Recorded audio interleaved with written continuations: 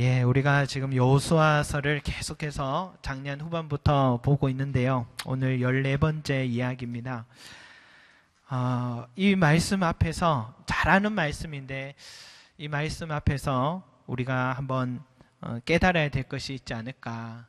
너무 잘 알지만 여리고성을 넘어뜨린 이 사건 앞에서 우리에게 주신 말씀이 무엇인가. 오늘 우리에게 지혜 주시기를 바라겠습니다.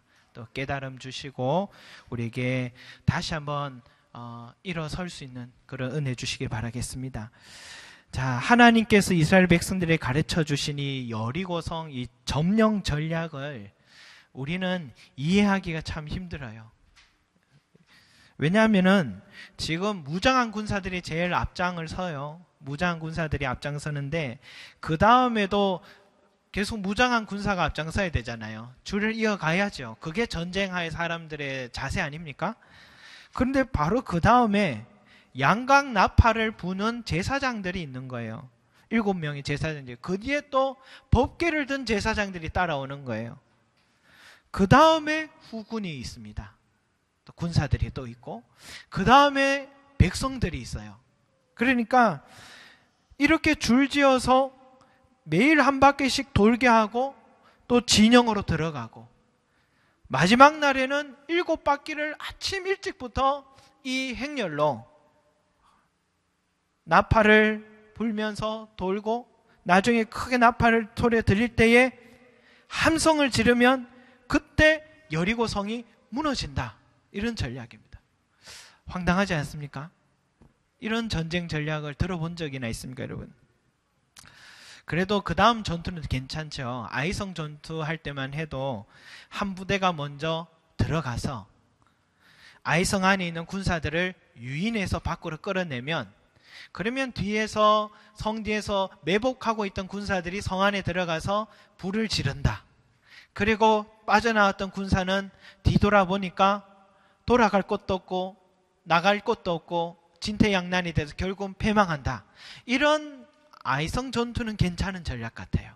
이런 전쟁 전략은 있었을 것 같아요. 그런데 여러분, 도대체 하나님은 무엇 때문에 이 여리고성 전투만큼은 이런 방식을 요구하셨을까 생각해 봅니다. 여러 성서학자들이 그런 말을 해요. 이것은 제사장들의 행렬은 예배의식을 생각나게 한다. 그런 맞는 말 같죠. 또 침묵과 함성 이 둘 다 대립되는 것이지만 심리적인 현상을 설명하려는 것은 아니다. 이 완벽한 첫 승리는 하나님의 전적인 개입 때문이다. 그렇게 학자들이 얘기를 하는 거예요. 맞는 말이에요. 이들의 행위는 성벽이 무너지는 것과 직접적인 요인이 별로 없는 그런 전쟁 전략이죠. 침묵한다고 함성 지른다고 그게 성사람 두렵게 하거나 그리고 성벽을 무너뜨리는 데서 얼마나 영향을 미쳤을까 우리는 생각해 볼 수 있죠. 사람이 한 게 아니라 전적인 하나님이 하시는 일이라는 데 있어서는 우리 누구도 부인할 수가 없을 것 같아요. 이런 전쟁 방식에서는. 근데 저에게도 이것이 늘 당연하게 하나님이 하신 것이지 하고 넘어갔던 시간들이 최근까지 늘 있었지만 근데 그렇게 설교하면 너무 빨리 끝나잖아요. 그래서 저는 이 부분에서 정말 그럴까라는 질문을 한번 던져보게 됐습니다. 질문을 한 가지 던져보았습니다. 그러면 왜 이스라엘 백성들이 이런 행렬로 서게 하셨고 왜 매일 한 바퀴씩 돌게 하셨고 왜 마지막 날에 아침 일찍부터 7바퀴 돌아라는 분명한 지침을 주셨는가? 뭐하려고 그렇게 힘들게 하셨을까? 에너지를 왜 여기서 빼게 하셨을까? 이 보통 일입니까? 하루에 한 바퀴 돌기도 바쁜데 7바퀴 돌려고 해보십시오. 이 사람들이 얼마나 뛰어다녀야 됐겠습니까? 그것도 말도 못하고 소리도 못 내고 뛰어다녔다 해보세요. 정말 어차피 하나님께서 무너뜨리실 것인데 뭐하려고 이런 에너지를 여기에 다 소비하고 이제 들어가서 무너뜨리시면 들어가서 전쟁하는 데 힘을 쓰도록 하셔야 되는데 뱅글뱅글 돌다가 힘 다 쓰고 다 지쳐있도록 만드는 이 상황이 도대체 뭐하려고 하나님이 하셨을까? 우리는 모르니까 전적인 하나님이 하신 일이다라고 생각하기에는 여러분 조금 무언가 있지 않을까 이런 생각이 들더라고요. 하나님이 하신 일들을 가만히 보면 그동안 그래도 하나님이 하신 일이지만 하나님이 우리를 사용하셔서 하신 일들이 참 많지 않습니까? 우리의 가진 어떤 재능과 능력과 인간의 가진 어떤 능력들을 활용하셔서 하시는 일들이 사람들을 사용하시는 하나님의 일을 우리는 잘 알지 않습니까? 그렇다면 이 무모해 보이는 이 행위 속에도 분명히 하나님의 계획과 하나님 지혜와 뜻이 들어있지 않을까라는 질문을 한번 던져봅니다. 무조건 하나님이 하신 일이다. 전적인 하나님이 개입하십니다. 인간은 아무것도 필요 없었다라는 게 아니라 인간을 통한 하나님의 계획이 이 속에 있지 않았을까라는 것을 한번 생각해 봐야 되지 않나 그런 생각해 봤습니다. 그러면서 하나하나 생각해 봤어요. 첫 번째 이 행렬 속에서 제일 앞에 4만 명의 무장한 군사가 앞에 전진해서 다가오면은 아무리 허접해 보이는 저 이스라엘 백성들이라 해도 성을 보호하려는 수비하려는 입장에서 무장한 군사가 제일 앞에 4만 명이나 다가오면은 분명히 그 위압감을 느꼈을 것 같아요. 안 느낄 수가 없죠. 아무리 그 수가 어떻든 간에 4만 명도 적은 수도 아니에요. 그렇게 느낌을 받았을 것입니다. 언제 어떻게 쟤들이 공격할까라는 두려움이 있었을 것이에요. 긴장이 될 거예요. 그 다음에 법궤입니다. 법궤. 여러분, 이 법궤가 오는 것에 있어서 황당하다고 생각했을까요? 저는 그렇지 않다 생각합니다. 왜냐하면 이스라엘 백성들의 홍해를 건넜고 또 요단강을 건넌 것에 있어서 제일 핵심이 자리했던 게 뭐냐? 법궤였기 때문입니다. 분명히 기생 라합은 너희의 하나님 여호와께서 너희들을 홍해를 가르게 하셨고 요단강을 가르게 함으로 인하여서 우리 여리고 성 사람들이 간담이 녹았다라는 말을 라합을 통해서 분명히 여호수아에게 얘기했거든요. 두정탐꾼에 얘기했기 때문에 법궤는 뭐냐? 하나님의 임재의 장소입니다. 그러니까 법궤가 제일 앞에 있다는 것은 제일 앞에 커다란 하나님이 서 계신다는 거거든요. 제일 선두에. 그러니까 제일 공포스러운 건 무장한 군사가 아니라 이 여리고 성 사람들에게서는 법궤입니다. 법궤 때문에 그들에는 공포심에 더 깊이 빠졌으리라 생각합니다. 그 다음에 양각나팔인데요. 양각나팔은 몇 개 안 되었지만 이 소리 자체가 가슴을 파고드는 소리가 있답니다. 안 그래도 마음이 졸리고 어려운데 가슴을 파고드는 소리가 쨍쨍 우리 안에 찔렀다 생각해 보세요. 얼마나 심리적으로 두려움이 찾아왔을까요? 그 다음에 군사들, 백성들이 조용하게 매일 도는 거예요. 그것도 멀리 서 있는 게 아니라 우리를 감싸고 매일 돌아보세요. 200만이 돌아보세요. 침묵 말도 안 해요. 도대체 저들이 뭘 하다가 저 돌다가 어느 틈을 타고 들어올지 7일 동안 잠을 못 잤을 것 같아요. 사람이요, 하루 이틀 잠 못 자도 사람이 눈이 충혈되고 정신이 없는데 7일 동안 잠을 못 잔다 생각해 보세요. 온 백성이. 그러다가 7일째 되면 7바퀴를 갑자기 조용하게 돌던 한 바퀴씩 돌던 이 백성들이 갑자기 뱅글뱅글 돈다 생각해 보세요. 눈 돌아갈 일입니다. 이 여리고 성 사람들은 도저히 이 심리적인 압박에 너무나도 힘들어서 어찌해야 될지 몰랐던 사람, 정신을 혼미하게 만들었던 것이 아마 이 전략이 아니었으리라 생각합니다. 그런데요, 거기에다가 갑자기 7바퀴 돌다가 멈추더니 한 목소리로 동시다발적으로 200만이나 되는 사람들이 나팔과 함께 함성을 지르는데 이 소리가 어땠을까? 여러분, 200만이 짓는 이 동시다발적으로 부르짖는 이 함성, 이 영향력은 어땠을까요? 절대로 약한 소리가 아니라 합니다. 제가 군생활을 처음 한다고 논산 훈련소에 갔는데 훈련소에 바로 들어가지 않고 입소대에 먼저 들어가더라고요. 그러면 훈련소 안에 한 부대가 빠져나가면 입소대에 대기하고 있던 사람들이 그 안에 이제 훈련소에 이제 1주차로 들어가거든요. 그러니까 그 기다리는 기간이 3일이 될 수도 있고 한 일주일이 될 수도 있어요. 저희도 한 3, 4일 있었던 것 같아요. 거기에서 군복도 받고 워커 신발도 받고 더블백도 받고 필요한 모든 장비들을 받고 정신교육도 받아요. 근데 그곳에서 정신교육 받다가 제일 앞에 있던 한 친구가 옆으로 픽 쓰러져요. 긴장을 해서 이 3일밖에 안 되는 이 시간 동안 긴장을 하는 바람에 나중에 정신교육 받다가 쓰러지더라고요. 그래서 그 친구는 아마 다음 기수에 또 다시 들어와야 되는 그 상황일 겁니다. 근데 저 또한 항상 심리적으로 크게 위축감을 줬던 시간이 언제냐면 아침 시간입니다. 저 부대에서 훈련소에서 수천 명이 동시다발적으로 구보하면서 하나 둘 셋 넷 하면서 구보하면서 외치는 소리가 얼마나 이쪽에 입소되어 있는 우리들에게 위압감으로 다가오는지 그 소리가 엄청났어요. 그리고 동시다발적으로 함성 5초간 발사하는데 그 소리가 어마어마한 파장을 일으켜서 저 미지의 세계에 우리가 들어가면 이제 어떻게 될까 하는 두려움이 있으면서 몇천 명의 소리가 저렇게 울림이 크구나라는 걸 제가 그때 느끼게 되었습니다.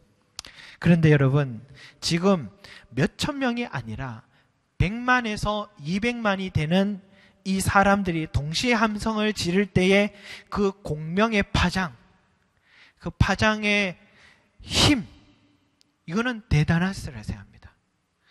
과거에 미국에서도 한 다리가 잘 세워져서 상징적인 다리를 세웠는데 그 다리가 갖고 있는 진동수와 군인들이 그를 지나가면서 구보를 맞추면서 울렸던 이 진동수가 같이 일치할 때에 그 다리가 무너져 버린 일이 있었어요. 그러니까 이 성벽이 아무리 든든하게 세워졌다 해도 이 성벽이 갖고 있는 파장과 그리고 이 사람들의 동시다발적으로 부르짖는 이 엄청난 파장이 같이 공명이 일치할 때에 성이 어떻게 될지 우리는 몰라요. 오히려 과학이 발달하면 할수록 그럴 수도 있다는 것이 증명되고 있는 것입니다. 이것을 우리는 그저 하나님이 하신 일이다라고 이들의 행위는 아무 의미 없다라고 넘어간다면 우리는 한 가지 놓치는 게 아닌가 생각합니다. 이 속에 하나님의 지혜가 들어있었지 않는가. 그들이 매일 한 바퀴씩 돌고 그 행렬의 의미 없어 보이는 행렬의 모습과 매일 한 바퀴 돌고 마지막 7바퀴 돌고 동시다발적으로 부르짖는 함성 소리 속에 하나님의 과학적 지혜가 들어있지 않는가라는 걸 우리는 생각해 볼 수 있는 것입니다.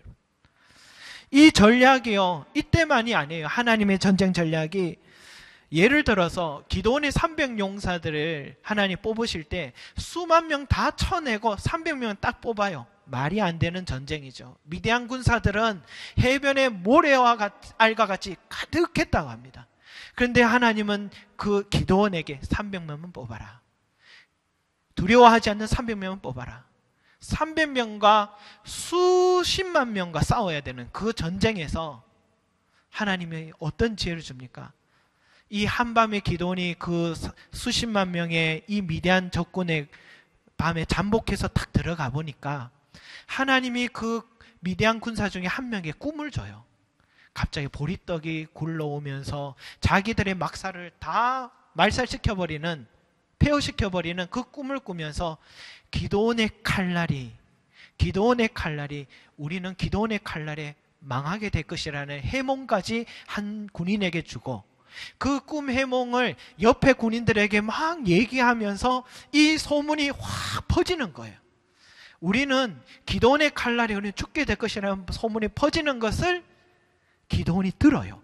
아, 바로 이때다라는 거 생각하고 돌아가서 이 300명에게 한 손에는 나팔을, 한 손에는 항아리를, 그 항아리 속에는 횃불을 딱 들게 하고 세 부대를 만들게 해서 그것도 한밤에 교대하는 시간, 경비병들이 교대하는 시간에 침입해서 그 산 둘레에 이 300명을 둘러서게 하고 그리고 동시다발적으로 나팔을 불게 하면서 항아리를 깨뜨리고 횃불을 확 드니까 어땠을까요? 나팔 불고 항아리가 떨어질 때에 폭탄 터지는 소리 안 났겠습니까? 그 산 둘레에 메아리 치는 그 소리가 엄청 났을 거 아닙니까? 300개의 항아리가 깨질 때.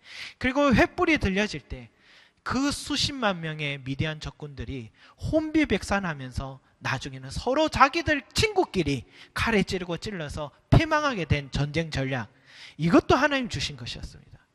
그러니까 우리로서는 이해할 수 없는 전쟁 전략이었는데 하나님의 지혜는 다르다라는 것입니다. 여리고 성을 돌면 서 있는 행렬은 결코 우연이 아니었던 것입니다. 그들이 매일 밤 한 바퀴씩 침묵하고 돌고 마지막 내려는 빠른 속도로 일찍부터 일어나 7바퀴 돌고 동시다발적으로 함성을 지르게 하는 것, 고도의 심리적인 압박과 그리고 성벽이 무너질 만큼의 음파가 들어있었을 것이라고 저는 생각됩니다. 우리의 지식으로 이해할 수 없는 엄청난 하나님의 지혜가 이 속에 들어있었다라고 믿습니다. 사랑 여러분, 우리 하나님은 저는 이런 하나님이라고 믿습니다. 전혀 무관한 행동을 가르쳐 주신 것 같지만 그것은 우리의 시각이고 하나님의 지혜는 우리가 상상하지 못하는 엄청난 힘을 갖고 있다는 것입니다. 우리가 계산하지 못했던 세밀한 것까지도 그분의 지혜는 다 활용하고 계신다는 것입니다. 우리가 어떤 문제가 생기면 내 생각대로 이런저런 길을 계획하고 만들잖아요. 그런데 그렇게 해달라고 우리는 기도도 합니다. 그런데 참 이상한 것은 전혀 다른 방법으로 일하시는 경험을 참 많이 봅니다. 우리의 계산과 달리 하나님이 일하시는 경험을 참 많이 봅니다. 그래서 이제는 우리의 원대로 기도는 함에도 불구하고 우리의 기도는 열려 있습니다. 우리의 원대로 먼저 하나님 이렇게 해달라고 기도하지만은 끝에는 그러나 하나님 더 좋은 길로 해주십시오. 하나님 보시기에 가장 선하신 뜻대로 해주십시오 하고 기도하는 게 요즘 우리의 자세 아닌가 싶습니다. 우리의 태도입니다. 주님의 뜻을 이루어 주십시오 하고 지켜보면, 그러면 주님이 갖고 계신 방법으로, 때로는 내가 바랬던 방법도 허락하실 때도 있지만 때로는 그것보다 더 좋은 일이 있으면 더 놀라운 방법으로 일하시는 하나님을 많이 봅니다. 때로는 내가 계획한 일이 전혀 틀려버릴 때 있잖아요. 완전히 뒤틀려버릴 때는 아이고 어떻게 이래 돼버렸을까, 엎질러진 물 이거 어떡할까, 이런 날이 있어도 그때도 우리는 이렇게 기도합니다. 하나님이 어떻게 일하실까 하고 기다려보면 반전이 일어날 때가 있어요. 엎질러진 물 속에 오히려 하나님이 더 크게 더 좋은 길로 이끌어 가실 때가 있는 것 같아요. 그게 하나님의 지혜이신 것 같아요. 이게 하나님의 지혜인 것 같습니다. 바울의 이 놀라운 하나님의 지혜 앞에 이렇게 탄성을 지릅니다. 깊도다 하나님의 지혜와 지식의 풍성함이요, 그의 판단은 헤아리하지 못할 것이며 그의 길은 찾지 못할 것이로다. 시편의 다윗은 하나님이여 주의 생각이 내게 어찌 그리 보배로운지요, 그 수가 어찌 그리 많은지요, 내가 세려고 할지라도 그 수가 모래보다 많도소이다. 내가 깰 때에도 여전히 주와 함께 있나이다 했습니다. 바둑할 때도 여러분 수가 더 많은 사람이 이기잖아요. 하나님의 지혜의 수가 더 많은 겁니다. 우리의 지혜는, 우리는 내가 딱 배운 만큼만 고수만 나가는 거예요. 초급이에요. 그런데 하나님은 구단인 거예요. 여러 수를 동시다발적 멀리까지 내다보시는 하나님이에요. 그러니까 바울이 깊도다 하나님의 지혜와 지식의 풍성함이라고 감탄한 겁니다. 그가 사역하면서. 내 생각이 너희의 생각과 다르다랍니다. 내 길은 너희의 길과 다르다. 여호와의 말씀이라고 이사야가 말한 겁니다. 여러분, 하나님의 생각과 우리의 생각이 다릅니까? 저는 그거는 아니라, 그 표현은 아니라 생각합니다. 그 크기가 다른 것이라 생각합니다. 우리와 전혀 다른 방향을 제시할 수 있다는 것입니다. 같은 문제를 해결하고 우리의 기도를 해결하는 데 있어서 우리의 생각으로 보여지는 떠오르는 방법까지만 우리는 제한되어 있지만, 창조주요 만물이 다 그에게서 나왔고 그로 말미암고 그에게로 돌아간다고 하나님의 그 하나님의 능력 안에서의 한계의 범위란 없는 것입니다. 그 지혜로 한다면 여러분, 불협화음이란 존재하지 않습니다. 하나님의 지혜로 하면 불협화음이란 존재하지 않습니다. 우리 교회 공동체도 이 하나님의 지혜로 2015년 달려가야 될 줄로 믿습니다. 우리 가정도 이 하나님의 지혜로 이끌어가야 될 줄로 믿습니다. 또한 사업장도 이 하나님의 지혜로 세워가시길 바라겠습니다. 그렇게 된다면 여러분, 이스라엘 백성들처럼 자신들의 환경에 처한 여리고성을 하나님의 지혜로 분명히 무너뜨릴 수 있으리라 믿습니다. 여러분, 그렇다면 이 하나님의 지혜를 구하시길 바랍니다. 너희 중에 누구든지 지혜가 부족하거든 모든 사람에게 후히 주시고 꾸짖지 아니하시는 하나님께 구하라. 그리하면 주시리라. 약속하셨습니다. 목회자에게 한 말씀이 아니에요, 여러분. 하나님의 자녀 모두가 이 지혜를 구할 수가 있고 이 놀라운 신비한 하나님의 지혜를 받을 수가 있다는 것입니다. 구하시길 바랍니다. 솔로몬은 네가 원하는 게 뭐냐? 금도끼, 은도끼 뭐 다 하나님이 보여주셨지만 네가 원하는 게 뭐냐 하니까 이 솔로몬이 한 말이, 하나님, 저는 백성이 너무 많으므로 분별할 수 있고 판단할 수 있는 지혜를 주십시오 하니까 하나님의 마음에 들었다고 했습니다. 지혜 구하는 걸 하나님이 참 기뻐하십니다. 하나님이 가장 기뻐해요. 왜 하나님은 지혜를 구하는 사람을 기뻐하는지 아십니까? 모든 순간마다 지혜를 구하는 사람은 하나님을 신뢰하는 사람입니다. 하나님을 의지하는 사람입니다. 하나님을 하나님 되게 인정하는 사람입니다. 예배 때만 나와서 우리가 거룩한 모습으로 찬양 드리고 또 한다고 그게 내 삶에 하나님 인정하는 게 아니에요. 진짜 하나님이 인정한다면 그 사람은 하나님을 경외하는 사람이라면 하나님께 매 순간마다 지혜를 구하고 하나님 뜻이 어디 있는지 깨닫고 하나님의 뜻은 보배롭고 선하고 좋은 것임을 알고 그 뜻에 따라 순종하는 삶, 그 삶을 하나님이 기뻐하신다라는 것입니다. 사랑하는 여러분, 시대의 거대한 여리고성 가톨릭과 홀로 싸웠던 마틴 루터, 종교개혁자 마틴 루터 목사는요, 그가 사실은 예전에 성경책을 라틴어로 쓰여서 일반인들은 못 읽었어요. 그런데 그는 독일 사람으로서 독일 모든 시민들이 다 읽을 수 있도록 성경책을 다 번역을 했습니다. 독일어로. 보통 일이었겠습니까? 그리고 그는 종교개혁을 하면서 캐톨릭과 신학적 논쟁을 해야 됐기 때문에 문제가 생길 때마다 그 문제에 대해서 논문을 써야 됐어요. 이게 보통 일이었을까요? 한두 가지 문제였을까요? 그 논문을 쓰는데 들였던 에너지와 시간, 그리고 새로운 개신교를 세우기 위하여서 법적인 부분과 행정적인 부분을 세우기 위해서 그가 써야 됐던 시간적인 에너지는 얼마나 많았겠습니까? 말도 못하는 그 고통과 시간 속에 있었음에도 불구하고 그가 하는 말이 뭔지 아십니까? 나는 할 일이 너무 많기 때문에 매일 3시간씩 기도하지 않고는 일어날 수가 없다.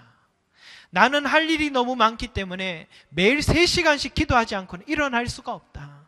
그리고 이렇게 말합니다. 기도를 잘한 사람이 연구를 잘한 사람이다. 맞는 말이에요. 기도하는 사람에게 하나님께서 지혜를 주시기 때문에 그 지혜로 연구한 사람과 홀로 땀 흘려 연구한 사람의 사이는 너무나도 갭이 큰 겁니다. 지난번에도 말씀드렸지만 식물학, 원예학, 세균학 분야에서 뛰어난 연구업자가 땅콩으로 수백 가지 발명품을 개발해서 오늘날 우리들의 삶에 실제적인 기여를 했던, 또 흑인 해방을 말이 아니라 행동으로 실천했던, 그리고 1951년도에 미국 주화 50센트 주화에 그의 얼굴이 새겨질 만큼 위대한 인물로 업적을 세웠던 땅콩 박사 조지 카버 박사가요, 이런 말을 했잖아요. 만약 하나님께서 커튼을 젖혀주시지 않으시면 저는 무능했을 것입니다. 만약 하나님이 커튼을 젖혀주시지 않았다면 저는 무능했을 것입니다. 여러분, 저는 이처럼 더 멋진 표현은 없으리라 생각합니다. 하나님이 저 우주 속에 있는 그 신비한 비밀들, 그 지혜들을 구하는 자에게 커튼을 열어 젖혀서 그에게 보여주시고 밝히시고 드러내신다라는 것입니다. 이 얼마나 멋진 표현입니까? 감탄이 됩니다. 여러분. 사랑하는 여러분, 누구나 땀을 흘립니다. 그렇다고 모두가 열매를 얻는 게 아니에요. 누가 열매를 얻습니까? 누가 땀을 흘린 만큼 결실을 거둡니까? 우주를 만드시고 지혜가 충만한 하나님께서 그 커튼을 열어 젖혀준 바로 그 사람만이 결실을 얻게 되는 것입니다. 그러면 어떻게 그 커튼을 열어 젖힐 수가 있습니까? 그것은 구하는 자에게입니다. 너희 중에 누구든지 지혜가 부족하거든 모든 사람에게 후히 주시고 꾸짖지 아니하시는 하나님께 구하라. 그리하면 주시리라. 기도하시기 바랍니다. 또한 하나님 말씀을 늘 묵상하십시오. 교회가 여러분들에게 해줄 수 있는 것은 말씀 많이 읽으시라는 것밖에 할 수가 없습니다. 성경을 읽으면 이 속에 지혜가 있습니다. 과거에 오스트리아 빈에서 1860년도에 한 산부인과에서 항상 자궁 검사를 하고 아이가 태어나는 과정 속에 산모가요, 한 7명 중에 1명씩 죽는 거예요. 왜 그런지 이상하다.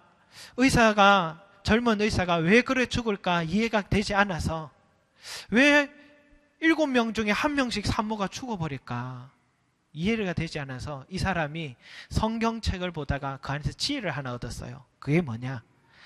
제사장들이 동물들을 죽이고 나면 그 손에 피가 묻잖아요. 그래서 항상 그 제사장들이 이 흐르는 물에 옷을 씻고 손을 씻으라고 했었어요. 그래서 손을 씻고 다른 사람과 대인관계를 하라고 했어요. 성경에 왜 이런 말이 있는지 이해가 되지 않잖아요.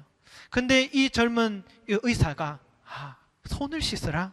그때부터 이 사람이 손을 씻기 시작했는데 그 해에 40여 명 중에 한 사람씩 죽었어요. 그 다음에는 80여 명 중에 한 사람 죽기 시작했어요.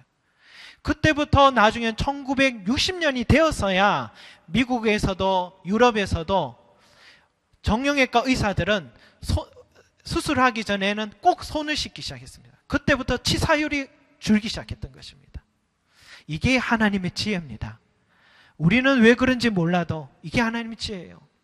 중세 시절에 왜 그렇게 흑사병으로 많은 사람이 죽고 많은 사람이 죽은지 몰랐는데 성경의 이 구약의 이스라엘 백성들은 하나님께서 너희들의 배설물을 똥을 진 밖에 성 밖에 거기에 버려라고 성경에 있어서 이스라엘 백성들은 항상 성 밖에 버려서 그들은 공동체로 생활했지만은 죽지 않았습니다. 이런 전염병이 퍼지지 않았습니다. 그런데 중세 시절에는 모든 사람들이 이 배설물들을 그냥 집 밖에 던져버리는 거예요. 그러다가 거기서부터 파리들과 또 쥐들을 통하여서 전염병이 퍼지고 많은 사람이 죽게 된 것입니다. 그때부터 하이힐이 생겼대요. 구두에 하이힐이 그때부터 생겼답니다. 그런데 일찍부터 그들이 성경 안에서 이 말씀의 지혜를 얻었다면 그들은 그런 일이 일어나지 않았을 것입니다. 이 성경 속에 하나님이 주시는 말씀에 지혜가 들어있고 또 우리가 하나님께 지혜를 구할 때에 하나님께서는 후히 주시고 흔들어 넘치도록 우리에게 지혜 주신다 하셨습니다. 커튼을 열어주십니다. 이 하나님의 지혜로 2015년을 달려가시는 저와 여러분이 되시기를 소망합니다. 기도하겠습니다. 사랑과 은혜가 많으신 아버지 하나님, 우리는 이 지혜를 얻기 위하여서 더 많은 경험이 있는 사람, 지혜 있는 사람을 쫓아가지만 그러나 아버지 하나님, 우리는 이 성경 안에서 또 하나님께 엎드려 기도할 때에 하늘에서 신령한 지혜를 주실 줄로 믿고 나아갑니다. 2015년 하나님의 말씀과 하나님의 은혜와 지혜를 구하오니 우리 모든 성도들에게 하나님께서 지혜 주시옵소서. 주여 삶 속에서도 지혜 주시고 아버지 하나님, 이 문제를 어떻게 해결해야 될지도 모를 때에 이 여리고 성을 무너뜨렸던 놀라운 지혜를 주신 것처럼 우리에게 지혜 주시옵소서. 또한 아버지 하나님이여, 학업 가운데 있고 진로를 준비한 우리 자녀들에게도 지혜를 주셔서 하늘에서 주시는 신령한 지혜로 이 삶을 세워가게 하여 주시고 하나님께 영광 돌리는 그런 은혜가 우리 가운데 있기를 원합니다. 자라나는 우리 어린 자녀들에게도 하나님께서 손을 얹으셔서 하늘의 신령한 지혜를 주시옵시고 아버지 하나님이여, 그들의 인생에 주님의 지혜로 달려가서 승리하게 하여 주시고 하늘의 커튼을 열어주셔서 이들의 삶에 승리하는 은혜가 부어지게 도와주시길 원합니다. 감사드리며 예수 그리스도 이름으로 기도합니다. 아멘.